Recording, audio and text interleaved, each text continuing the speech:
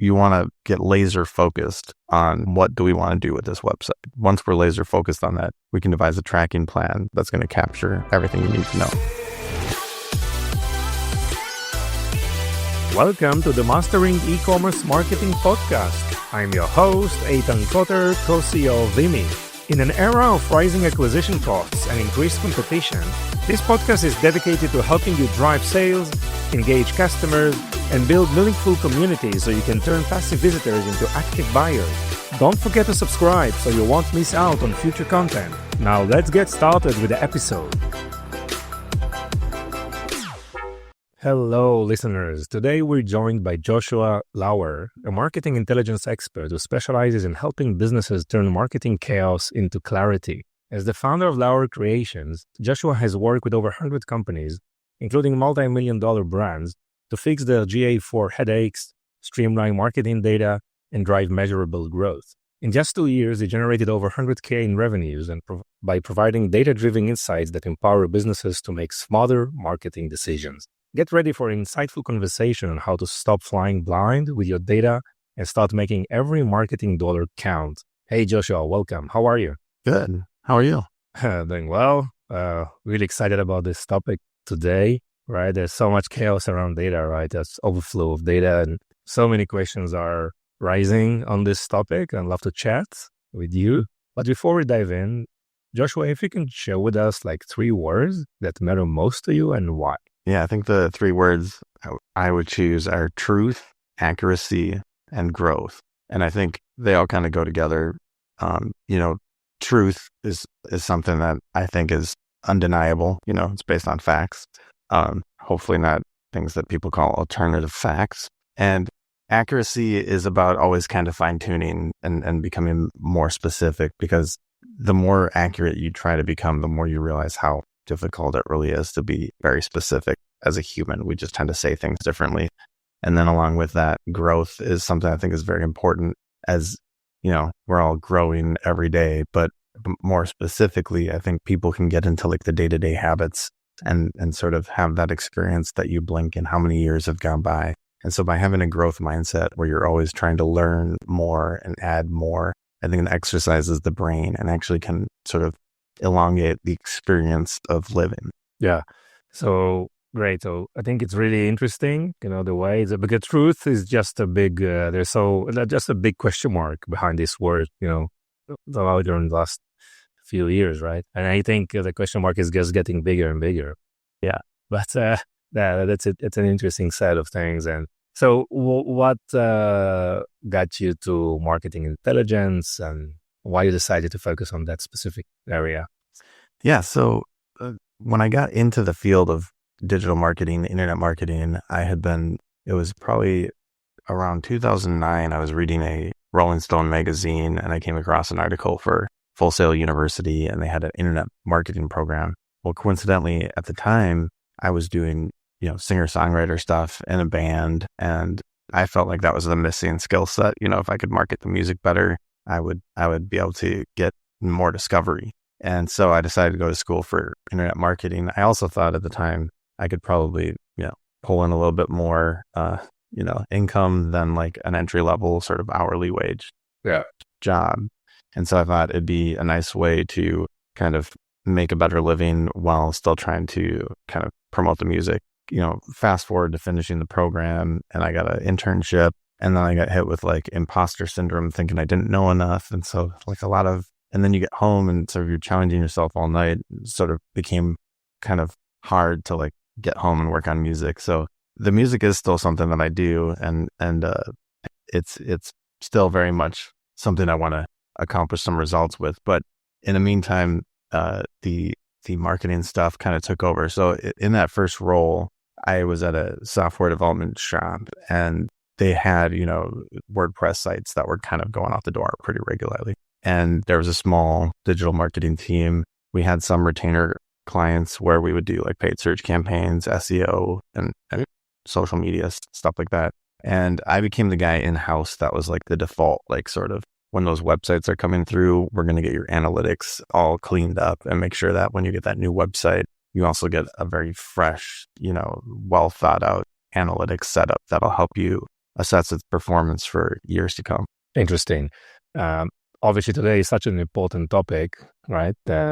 Obviously, there's like overwhelming amount of data, right? Which actually makes everyone confused, right? So you work with more than 100 companies already. What are some of maybe let's start with the mistakes that you see people are doing with data, and what some of the, good things or good behaviors or processes that companies are doing, with their use of data?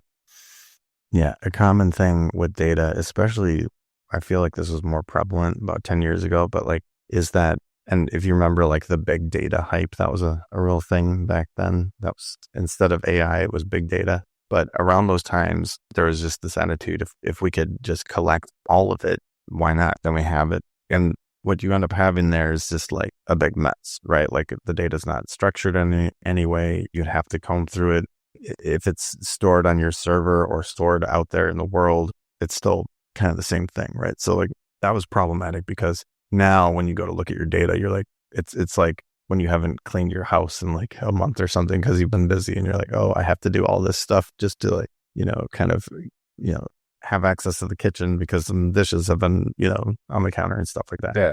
So it kind of prevents you from just going in and finding the insights. So, and then kind of on the other hand, what are the insights? What do you want to do with your website? So like being really, really intentional about these are the goals, like we have specific, whether it's an e-commerce site and you want to make sure the transactions are tracking accurately. Maybe you also want to grow your newsletter on an e-com site. If it's a B2B kind of space, you're going to have, usually like a sales form or something like that people are filling out, and then getting that into your sales team and make sure they're following up accordingly. And on that front too, there's a lot of stuff that can go wrong in a sales pipeline from website into CRM. And so making sure on the sales side, there needs to be alignment along with the tracking. But really, you want to get laser focused on what do we want to do with this website.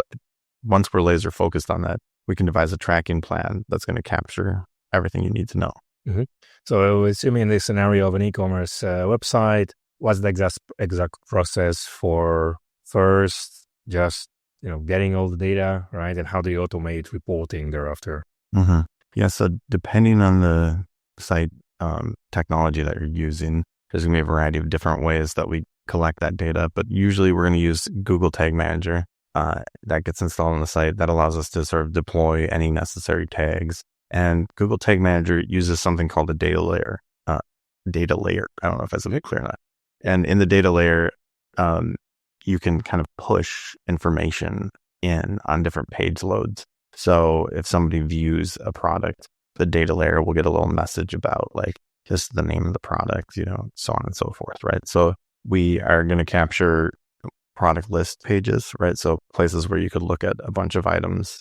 And then when you click on a specific one, there's going to be a view item, there's going to be added cart events. And then eventually there's various, depending on the site, different steps for checkout. So we'll track all those steps so we can see kind of what does the funnel look like in the checkout. And then obviously the purchase conversion, which is going to track the total number of items, basically everything that was in the cart, as well as like the total, that the transaction amount came to, any shipping and taxes would all get collected with that. Yeah. So you aggregate all this data to various tools probably are involved. There is any centralized database, so each one of those tools has its own database, and how do you just, aggregate everything together and probably enrich the data, and what's the next step? I mean, in terms of dashboards and automate reporting, how do you implement those processes usually?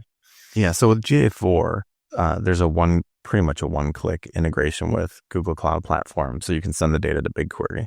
And so once you get it flowing in GA4 and you're like, all right, we're good. This is, because in the very beginning, there's a real scenario where you could turn stuff on. You might be doing it in a dev account and it might look funky, right? So there's a little bit of like, all right, this is almost ready to go. And we iron out some of the kinks. And then we're like, okay, it's ready. Now we turn on the thing to go to BigQuery. So we're storing like actual data, not just test data. Once it's in BigQuery, we can query the data however we want, do all sorts of things with it. And then that also enables us to use Looker Data Studio, which is kind of what I think is one of the better data visualization tools out there.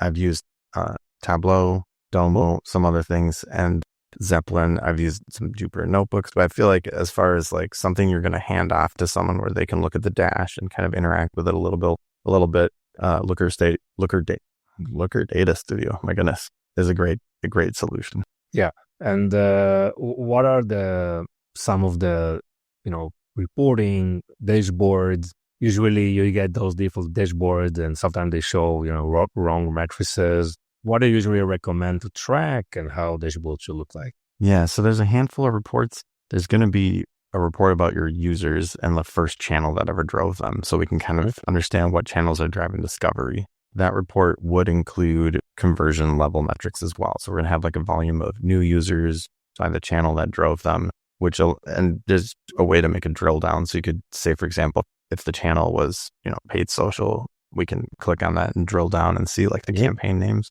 And then we can see like how many purchases is it driving, or if we want to flip it over to like how many newsletter signups, we can do that in the dashboard. So that's users. There's another one that's very similar, which we'd call like an acquisition report. And so the user report is the first channel that ever drove you to the website.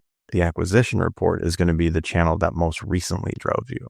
And so within that, again, we can see the conversions that are coming from those channels. In GA4, there's a data-driven algorithm that kind of decides how to allocate the credit for where the conversions go. In BigQuery, you can write your own queries and kind of make your own logic. So I'm kind of a fan of the last non-direct session that was kind of a thing with Universal Analytics. And so I've sort of replicated something similar with my queries. The reason there was mainly that accounts that had been reporting on data for a number of years, once they switched to GA4, they needed kind of to be able to compare to that historical performance. So we wanted to have something that was kind of as close to parity with that as possible. Today, I think the data-driven algorithm does a pretty good job. It doesn't look night and day different from what you used to see. So if you're just starting out, like that would be fine to use that. So we've got different things talking about where you came from, how you discover the website. When you come to the website, there's a variety of different pages, right? So like the next kind of important report is a landing page report. And in the world of analytics, landing page really just means the first page that someone viewed when they came to your site for a given session. I think sometimes in the marketing world, landing page is more of like the big experience that we're going to drop people on. So there can be a little bit of confusion with just that term there, but really we just mean the front door when we're talking about a landing page report. Those are kind of some of the basic ones. As we start to get more detailed, there's more tracking we can do on, like, obviously the homepage is the most common page that people see on any given website. So usually there's a hero image and some other kind of treatments on the page. So having, click tracking on all those things allows us to make a dash page that sort of imitates the layout of the homepage. But instead of seeing all the things on the homepage, you just see the numbers kind of. And so that gives you a nice ability to track, what's going on with the homepage. So those are the basics. Once you get a little bit more advanced, or you start kind of, maybe you've been rolling out reviews and kind of other functionality on your website, there's, when you view a product, we can look at the star rating that you see. We can grab that and say, this product was viewed, 500 times last week, and the average rating that a person saw when they looked at it was, 4.7 or whatever. And then how many reviews did it have? Are people leaving reviews? Maybe we have other products that we're promoting. If we're promoting those other products, are people clicking on those? And if they do, are they checking out? So, it can get pretty deep, pretty fast. Yeah. And you mentioned some really like revenue-driven examples, right? Just tracking paid media, tracking conversion website, tracking, loyalty programs, whatever, conversion on the main page, and a variety of those scenarios, which is obviously, very, very important. So you have taking this raw data, implemented in the right way. You mentioned GA4 algorithms or BigQuery. You can develop those queries on your own. And then you have some really good insights about what's really happening. And so how the process continues from there. I mean, how do you improve? How do you provide recommendations? How this ongoing loop of improvement is usually implemented? Yeah, so depending on the group and the organization and sort of what the leadership wants to do, I mean, that's a big factor, right? So like you're going to look at this data and say, here's what we saw last month. It looks like various things here are responsible for growth or decline, depending on what happened, and, share that information back to the leadership. They're going to ultimately decide, do we want to do kind of more of what we did last year? They're probably also going to have, so these dashboards are all like what we'd call like demand level, right? So like you're going to have like a CFO type person who's looking at the financials, and those numbers tend to be sort of a lot different than the demand numbers, just because at the moment that we get the order in GA, like it's when the person placed the order. We don't go as far as tracking returns usually in Google Analytics. I've dabbled with that in the past, but I feel like it just sort of confuses the data a little bit and kind of makes the reports a little harder to interpret. So it's easier to just have like more of a pure demand kind of approach to that, and then kind of get that other stuff right, on the financial reporting. So that's where, that being said, because there's returns in one place and not in another place, you could be looking at a report that says things are up, but for whatever reason, there's a bad month and there may be more returns or whatever. And so the financial is going to look at it differently. Or maybe there's like a bunch of product that like they haven't moved, that's just been sitting in the warehouse. So that's a liability for them and they need to move it. And so they're kind of working out how to deal with that or how to move product. And so some of the high level stuff can kind of seem like it's at odds sometimes with some of that. Mm-hmm. But I think it's important to understand that they're kind of pointing at two different things. And, if we're talking about the website and the demand generation piece, obviously you can get split testing involved. You can also, roll out new features and find ways to track them without a split test, and then kind of make segments of people that interact with it and compare them to segments that don't. Or, if you have a new thing on a product page and halfway down the page, they can interact with it. You could compare sessions where people scroll about halfway down the page and see how far they get along in the checkout process compared to people that scroll to where they see this item. And so there's kind of different ways you can, once you've got a solid solution in place, that's when you can start saying like, oh, last month we saw this, and I kind of wonder if this is a thing, And so another thing worth tracking is like the navigation on your site. And, typically we're all used to seeing a desktop version of a site on a computer and a mobile version on a phone. And the mobile version today most often comes with a hamburger menu that you have to open and expand in various different ways. And so looking at the navigation and seeing what people are clicking on gives you real insights to kind of streamline that navigation. If you have to open a hamburger menu and then click on a category, and then once that category opens, there's a subcategory that you can click on, and then finally you can click on the page you want to go to.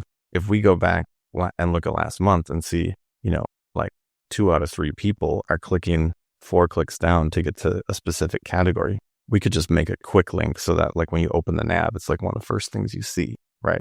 And then furthermore, what if like last month was seasonally appropriate for a certain category, but coming up here in 2 months, a totally different category is going to be relevant. So you can start to anticipate that. And so 2 months from now, we're going to change that quick link to this other thing that's going to be more important, right? So kind of using that data to kind of as a feedback loop say, hey, we're seeing this. Could this be true? Let's try it. Yeah. Joshua, I want to talk to you more specifically and really listen and have your thought around GA4. How do you see GA4 today? Maybe it was a tough first year, I guess, in the introduction, and so a lot of like failed implementation. So how do you describe, GA4 since you started, and how do you analyze it today? Yeah, for sure. I agree. It was very rough when it first went live. Some of those key reports that I'm talking about that we make with dashboards, part of the reason I'm doing them with dashboards is because it was hard to find them in GA4. Today, they've built out most of those. They finally have where you can plot the rows now. So you can click on like a row and plot it and see how that, and I mean, for a number of years that was missing from Google Analytics. And that was a great feature to be able to just click on the row that you're interested in, click plot row, and then see that sort of trend line up above. Mm-hmm. Also, they've added along with that, there's an ability now to change that trend line from day to week or month, depending on what your time range is, which can be really helpful. If you're looking at a whole year's worth of data and you've got a trend line that's by day, you're staring at 365 data points, which is a lot more than if you group by month, and you're looking at 12. So it can really smooth out the sort of the trend line, so to speak, and make it easier to interpret.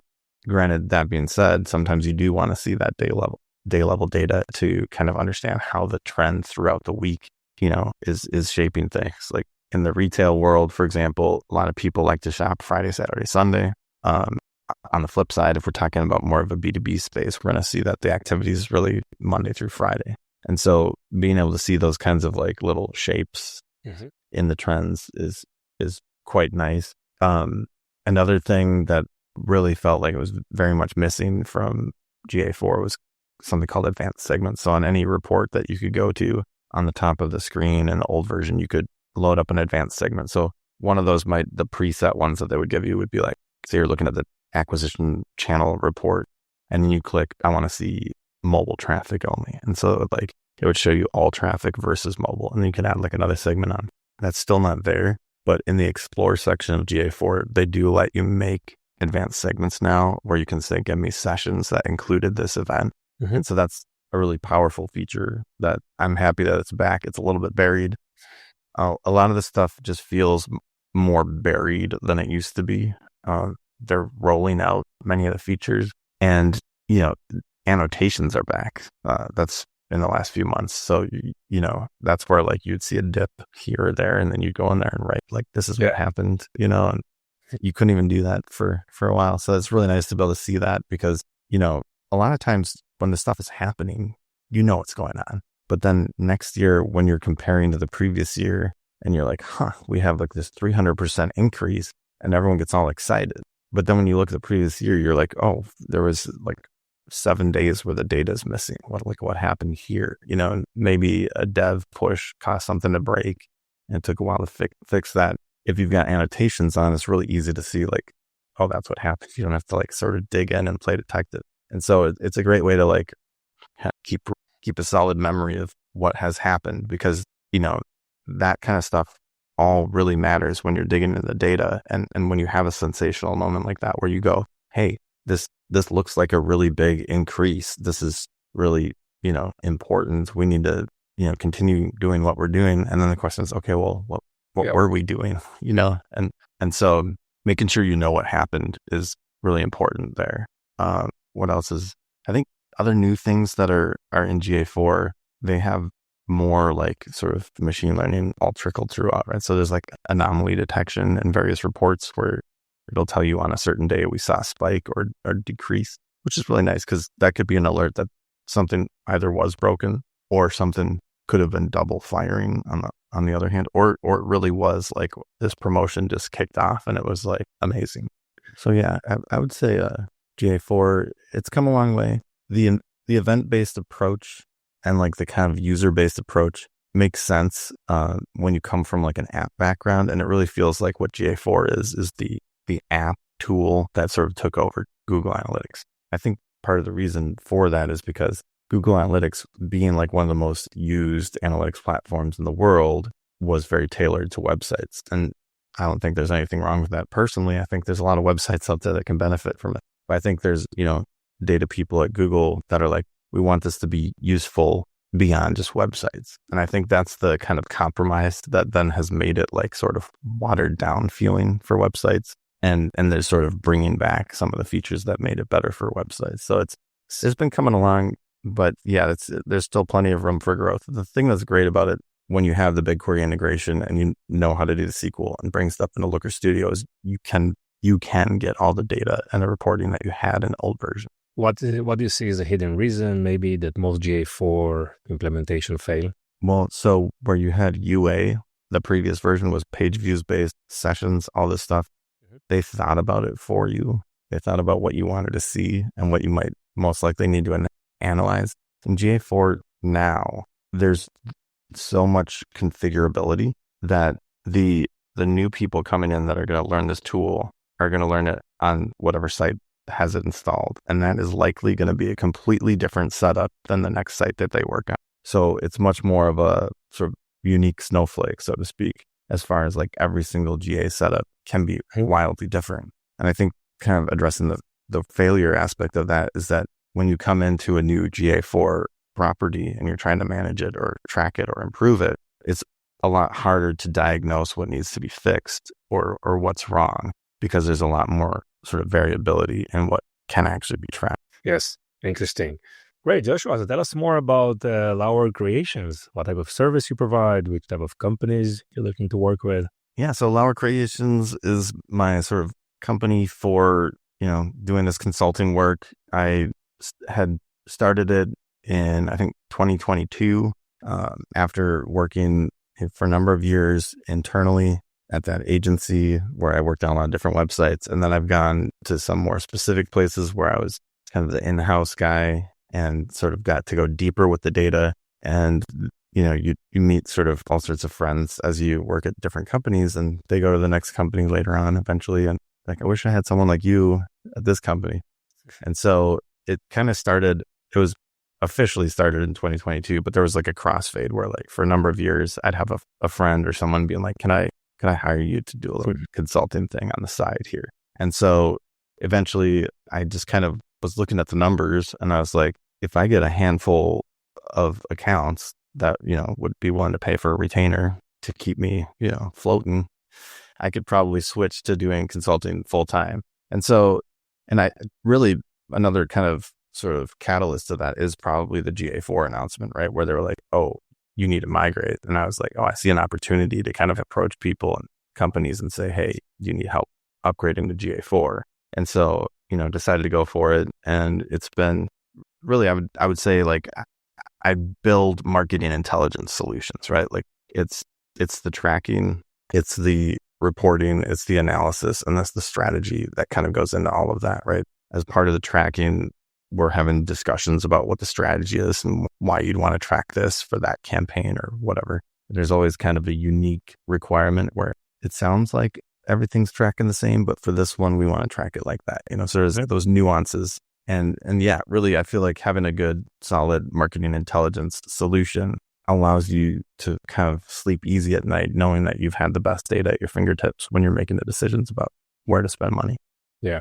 And what kind of brands or teams, will get the most value from working with you? So I would say there's a certain level you kind of need to be at in order for it to make sense, right? If you're still kind of in the early stages and you're trying to figure stuff out, like it's a little bit harder because we could set up some advanced tracking and put a bunch of time and resources into it. But if you don't have that many people come to your site, it's not going to be super useful. So I've dabbled with saying like you probably want to be doing at least like, 10 million, 20 million in revenue in a year to kind of have it be worth it to work with me. That doesn't mean that it's not worth it to look into Google Analytics. And certainly you could be more like 1 million a year and starting to kind of figure out how to turn that corner. Mm-hmm. And so, but generally speaking, you want to have a pretty well-established business, but maybe in that established business, you find yourself having focused on logistics, expanding your team, trying to make sure you have the right people in various roles.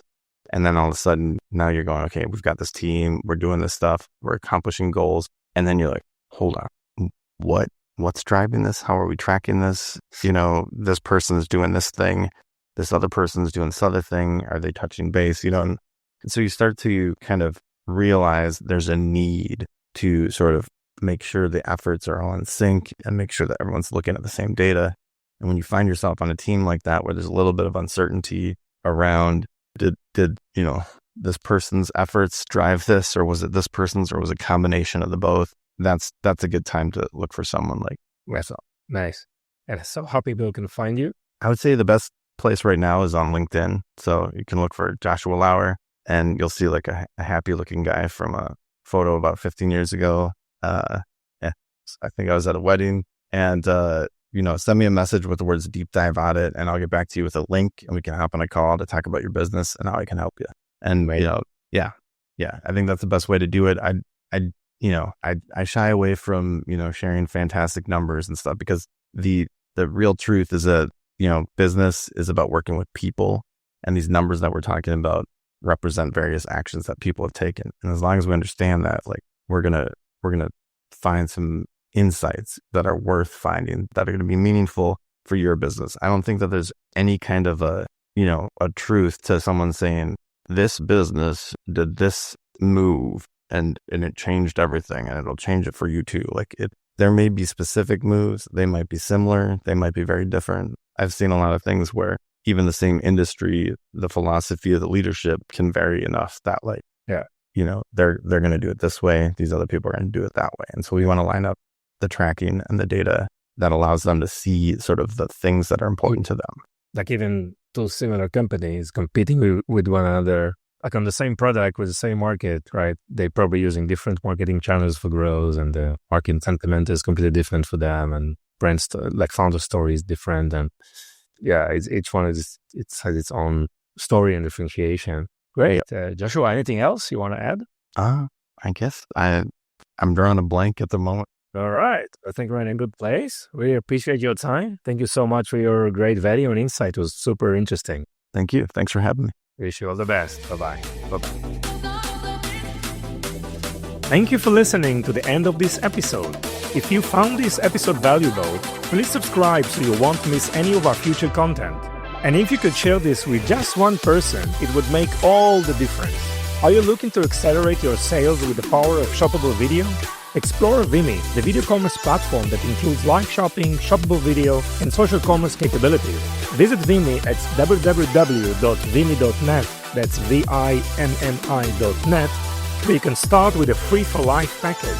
We appreciate your support and look forward for bringing you more valuable insight in our next episode.